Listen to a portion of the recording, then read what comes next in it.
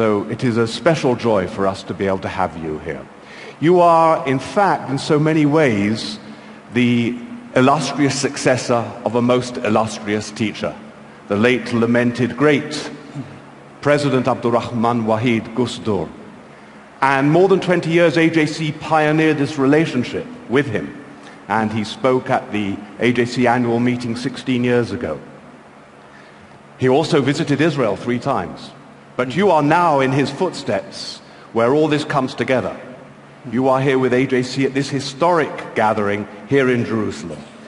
Perhaps you could share with us how you feel in this regard, to be in his footsteps in effect, but to be at this historic gathering with AJC here in Jerusalem. Thank you, Rabbi David Rosen, and thank you for giving us the honor of this opportunity.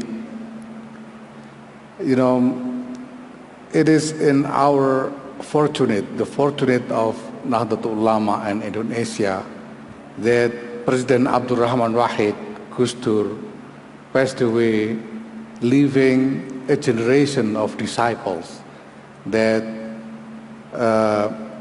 is then striving in following his step. And what I and my colleagues have been doing until our visit to Jerusalem this moment is simply an effort to continue the work of President Abdurrahman Wahid. But this is not just a continuation. At this particular moment in time, your presence here also signifies something to the world.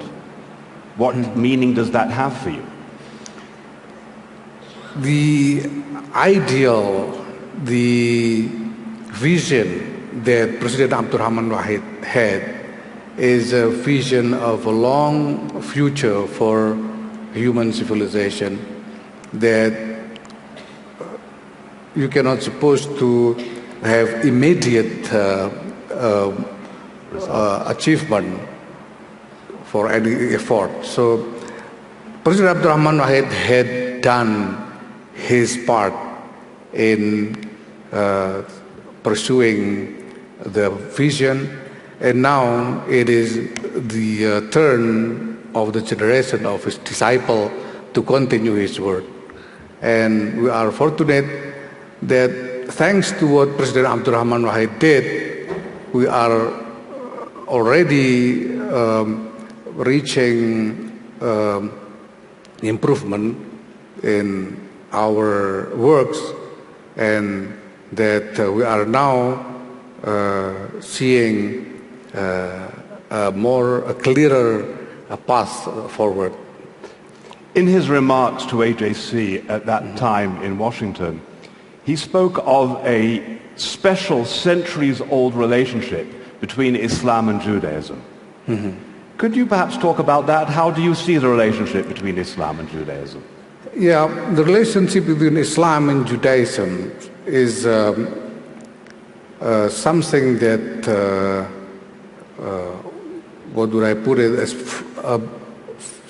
fluctuative, you know.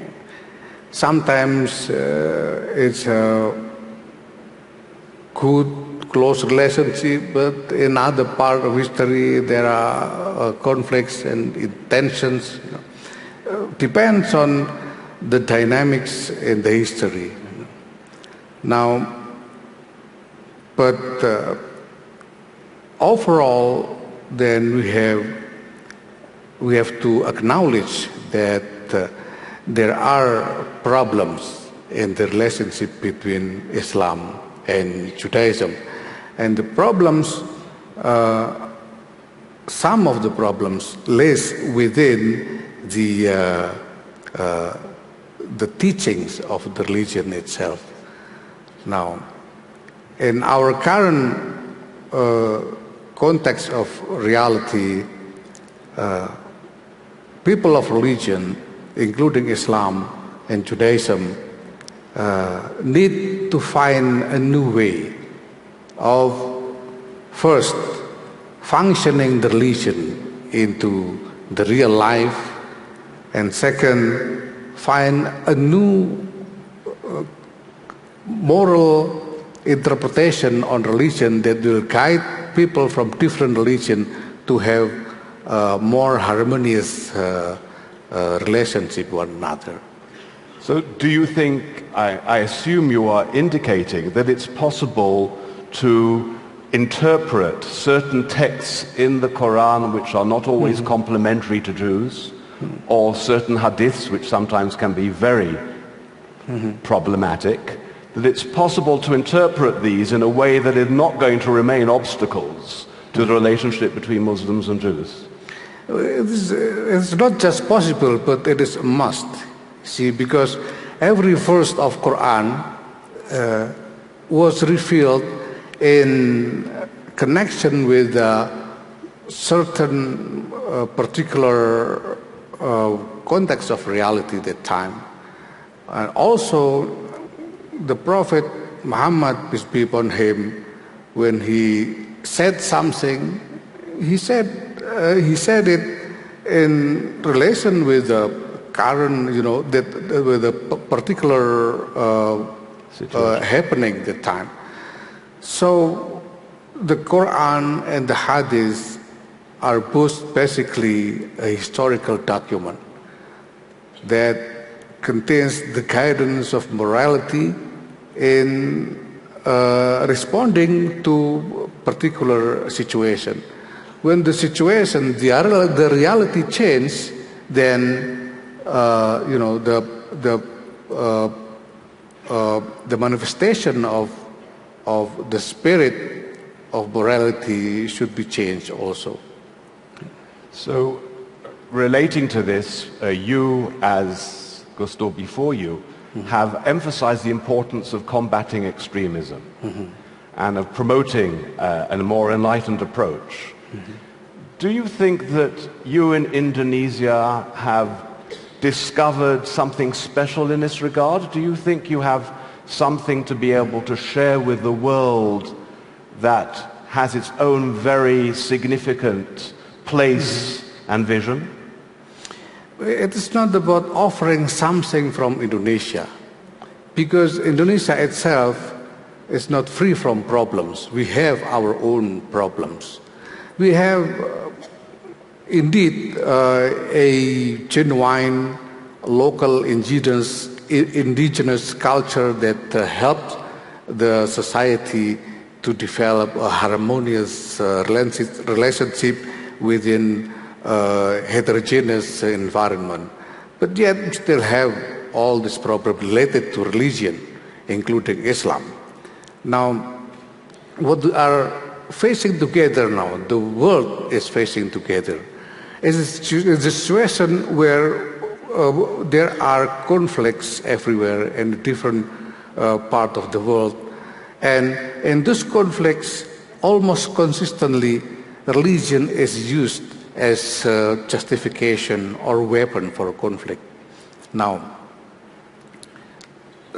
we are then facing a question: do we want this to continue, or do we want an alternative future? If we want this to continue, the consequence is obvious. Nobody would survive with this kind of trending, increasing, troublesome situation. If we want an alternative, we have to alter our way in handling things.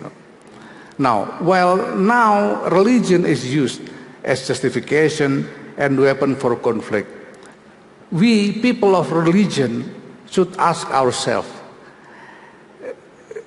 is it really the true function of religion? What is people doing now? Or is there any way, is there a way that religion can function to provide inspiration for solution to all these conflicts? See, to the way I see it, the Nahdlatul Ulama sees is that the world needs to change. All sides need to change. Because if we want solution, let me make a metaphor here. Doctor says that any medicine cannot work to people with diabetes or heart problem if these people don't change their lifestyle or diet. And there is a verse in Quran, Inna Allah la yughayyiru ma biqawmin hatta yughayyiru ma bi anfusihim. Verily, Allah will not change the condition of a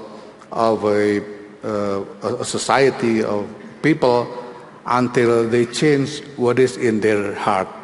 Now, we've been involving in conflict, fighting for things, resources, powers, whatever, with intention to defeat others. And when in the course of history we come into a situation where we simply cannot, tell anymore how it was start and how we should end. I think now what is left to us is simply the choice. And the very fundamental choice that can give us an opportunity for a solution, we believe, is a choice of what in Islamic term called rahmah, meaning compassion and caring about others. We need to choose rahmah, because it is the beginning of anything, any good thing that we can hope emerge after that. If we choose rahmah, we can begin to talk about justice, because justice is not just about demanding it, but it's also about willingness to provide justice for others. If people do not have rahmah, do not have compassion and caring about others, these people will never be willing to provide justice to others.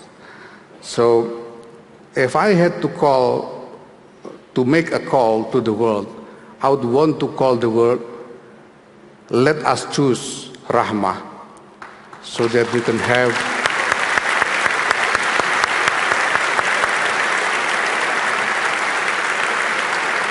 And of course, not for nothing is God referred to in Islam as Ar-Rahman Ar-Rahim, the most compassionate, the merciful one. And in Jewish tradition as Har-Rahman, the merciful one. And the Rachamim is considered to be therefore the demonstration of the divine attributes and the way we lead our lives.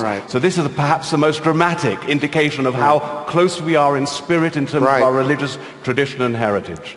Pak Yahya, we are deeply grateful to you for bringing this message of rahmah to us all.